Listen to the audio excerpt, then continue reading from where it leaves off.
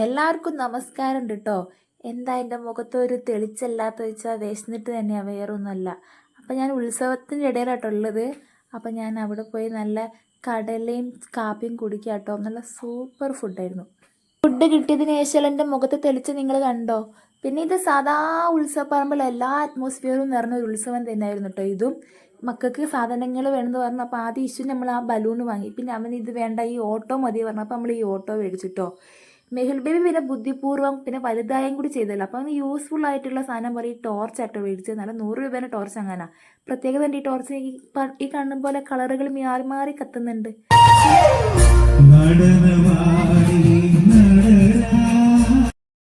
പാട്ട് കേട്ടതുപോലെ അവിടെ ഗാനമേള നടക്കുക കേട്ടോ. പിന്നെയാണ് ഇഷാൻ്റെ ഓട്ടോറിക്ഷ ഞാൻ ശ്രദ്ധിക്കുന്നത്. ഇയാൾ ഡ്രസ്സൊന്നും ഇടാതെ ഓട്ടോ ഓടിക്കുന്നു.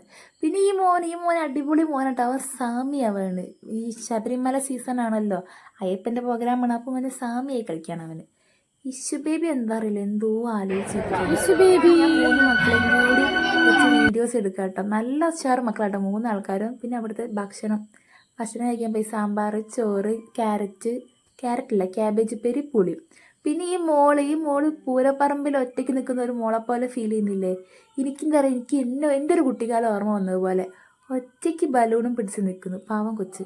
പിന്നെ പട്ടാളം ലീവിന് വന്നിട്ട് ഉത്സവത്തിന് നല്ല ഗംഭീരമായി പങ്കെടുക്കുന്നുണ്ട് കേട്ടോ. നല്ല ചോറ് വിളമ്പാൻ വേണ്ടിയിട്ട് മുണ്ടും മടക്കി നിൽക്കും. എല്ലാവരും കാത്തിരുന്ന വരവേൽപ്പ് വരിക കേട്ടോ ഇനി.